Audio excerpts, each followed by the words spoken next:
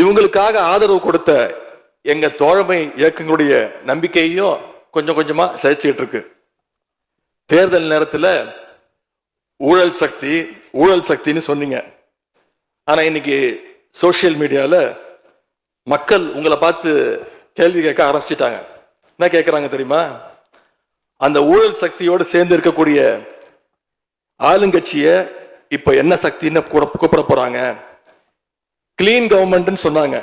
இதுதான் உங்க கிளீன் கவர்மெண்ட்டுடைய லட்சணமானு மக்கள் கேட்க ஆரம்பிச்சிட்டாங்க. இப்படி நீங்க கூவத்தூரையும் மிஞ்சுற அளவுக்கு அடிக்கிற கூத்த பார்க்கும் போது இந்த அரசு எத்தனை நாளைக்கு நீடிக்க போகுதுன்னு மக்களுக்கு அந்த சந்தேகம் வர ஆரம்பிச்சிருச்சு.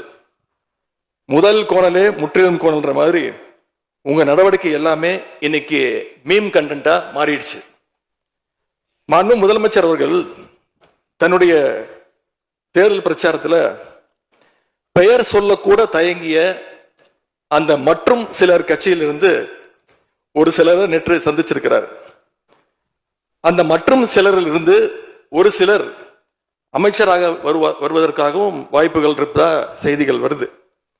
அந்த வருங்கால மற்றும் சிலர் மாண்புகளுக்கு எங்களுடைய அட்வான்ஸ் வாழ்த்துக்கள். எங்க கூட்டணி கட்சியில் இருந்த கட்சிகள் மற்றும் சிலர் கட்சிகளிடமிருந்து கடன் பெற்ற சட்டமன்ற உறுப்பினர்கள் தான் இன்னைக்கு இந்த அரசு நடந்துகிட்டு இருக்கு.